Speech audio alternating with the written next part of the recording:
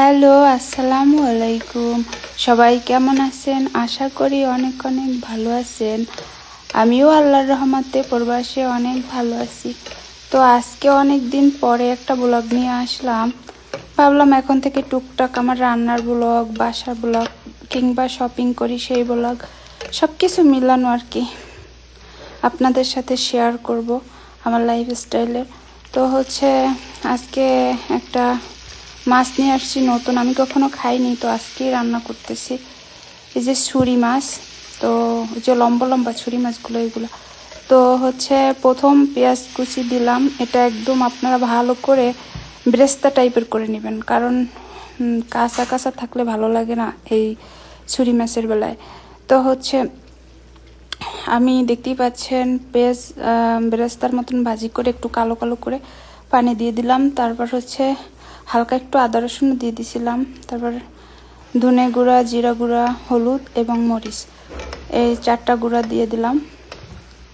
যতটুকু মাছ আপনারা পরিমাণ মতন নেবেন। আমার মাছ অল্প, কারণ একটা মাছই আমি রান্না করতেছি, আমার এই প্রথম খাওয়া এই মাছটা, তাই আর কি। তো মাছটা ভালো করে ধুয়ে পরিষ্কার করে নিয়েছি। তারপর দেখতে পাচ্ছেন আমি সুন্দর করে এখন একটু কষাইয়া তারপরে 5 মিনিট কষাই পানি দিয়ে দিছি। তো সাথে আমি পেঁয়াজের কলি ছিল আমার বাসায়, তাই দিয়ে দিছি, আর টমেটো কুচি। তো আপনাদের বাসায় থাকলেও আপনারা দিতে পারেন ঘরোয়াভাবে।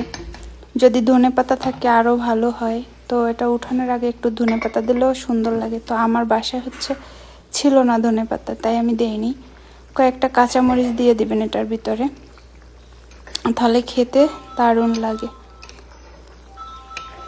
তো এরপর এই যে একটু সুন্দর করে পানি দিয়ে একদম নেড়ে চেড়ে দিতেছি।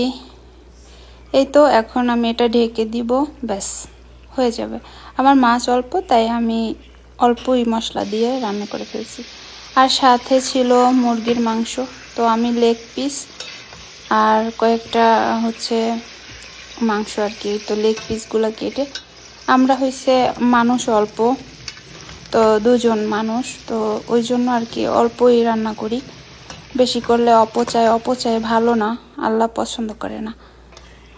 তো অনেকে আছে অনেক বেশি রান্না করে অপচয় করে, এটা ঠিক না। থাকলেই যে রান্না করতে হবে সেটাও ঠিক না। তো যাই হোক, এই যে আমি মুরগিটা কষিয়ে তেলে ভালো করে তারপরে বসাই দিলাম। এরপরে দেখতে পাচ্ছেন মাছটা একদম হয়ে আসছে ফাইনাল।